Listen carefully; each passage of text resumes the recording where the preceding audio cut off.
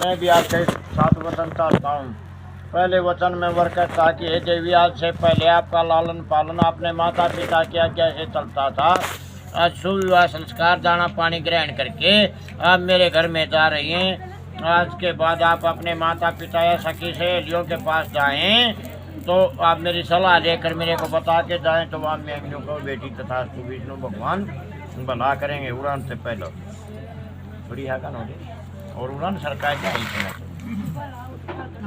हाँ, दूसरा वचन है हमारे सनातन धर्म में 68 तीर्थ हैं, गंगा यमुना सरस्वती बद्रीनाथ केदारनाथ करके। इनमें सबसे बड़ा धाम है माता और पिता। आप मेरे माता पिता की सेवा करें तो वह मेघनों को बेटी तथा विष्णु भगवान भला करें। दूसरा तीसरा वचन है हर इंसान को भगवान ने 10 इंद्रियां दी हैं, 5 कर्म इंद्रिय और 5 ज्ञान इंद्रिय। इस प्रकार से 10 इंद्रियां हैं। इन 10 इंद्रियों में जिह्वा नाम की इंद्रिय है जिसके द्वारा भगवान का भजन किया जाता है। मीठा बोल के पराये को भी अपना बनाया जाता है और इसी जिह्वा के द्वारा कुटक वचन यानी गाली गलौच देके अपने को भी पराया किया जा सकता है। आप सदा मीठी बोलने वाली हैं तो वह मेघनों को बेटी तथा विष्णु भगवान भला करें। तीसरा साझा ना करें। चौथा वचन है गृहस्थी धर्म को चलाने के लिए धन कमाना पड़ता है और धन कमाने के लिए आलस्य का त्याग करना पड़ता है। जो आलस्यवान इंसान होते हैं ना वो झूठ बोलते हैं, समय पर उठते नहीं, कमा के खाते नहीं हैं, इसीलिए उनको झूठ बोलनी पड़ती है। और जो आलस्य का त्याग कर देता है ना वो सुबह टाइम से उठता, सब काम अपना समय पर कर लेता तो उसको झूठ बोलने की भी जरूरत नहीं पड़ती। आप आलस्यहीन हैं तो वह मेघनों को बेटी तथा विष्णु भगवान भला करें। चौथा वचन है। पांचवा वचन है वर कहता कि हे देवी, आप मेरी कही हुई बातों पर विश्वास रखें तो वह मेघनों को बेटी तथा विष्णु भगवान भला करें। पांचवा है एक और कर दो फिर कोई नहीं।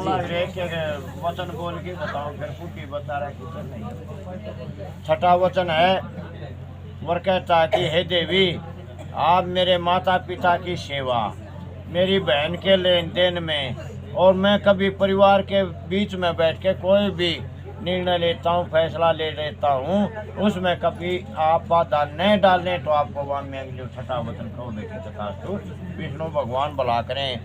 सातवां वचन है कन्या का रूप ऐसा होता है, कन्या का रूप ऐसा होता है जैसे धान की प्योद होती है। पहले धान की प्योद को बोया जाता है, फिर वहाँ से उखाड़ के उसको दूसरी जगह लगाया जाता है, तब वो फल देती है। कन्या का रूप इस प्रकार होता है वो अपने माता पिता के घर में तो पैदा होती है, उसकी परवरिश सारी माता पिता करते, पढ़ा लिखा के जब युवावस्था हो जाती है, शादी के लायक होती है, तब शादी करती है।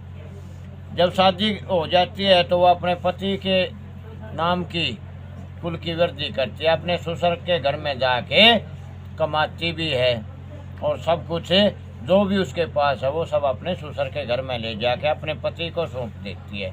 इसी प्रकार दान का होता है, यहाँ से उठा के वहाँ। तो कन्या यहाँ से आपके घर में जाएगी, लक्ष्मी स्वरूप में जाएगी तो आपके कुल की वृद्धि करेगी। सृष्टि का रूप है, नर और नारी इसीलिए पैदा किए गए हैं कि सृष्टि चलाने के लिए।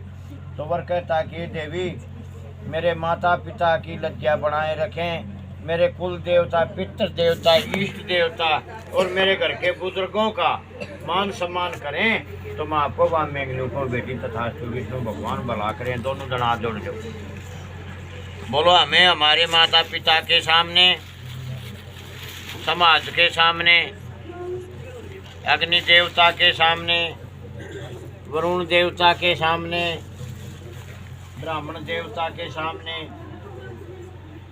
सातों वचन स्वीकार हैं। एक वही साइड में देखो तो मिलना। उत्तर दिशा में इसलिए देखते हैं राजा उतान पात के बड़े लड़के थे धरू भगत, वो उसकी मौसी के द्वारा कहने से उसको वनवास में जाना पड़ा।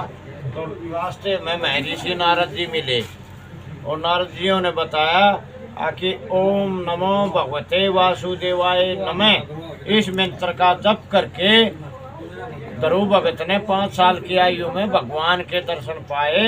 उस दिन के बाद धरू तारा उत्तर दिशा में स्थिर है, वो कभी इधर से उधर नहीं हिलता। तो आपको जैसे धरुआ अपने स्थान पर अटल है, हम भी गृहस्थी धर्म के वचनों पर अटल रहेंगे। तो बेटा जैसे धरुआ अपने स्थान पर अटल है, इसी प्रकार हम भी गृहस्थी धर्म के वचनों पर अटल रहेंगे। पकड़ी गठजोड़ा ने पकड़ा राम से और खड़ा हो गया।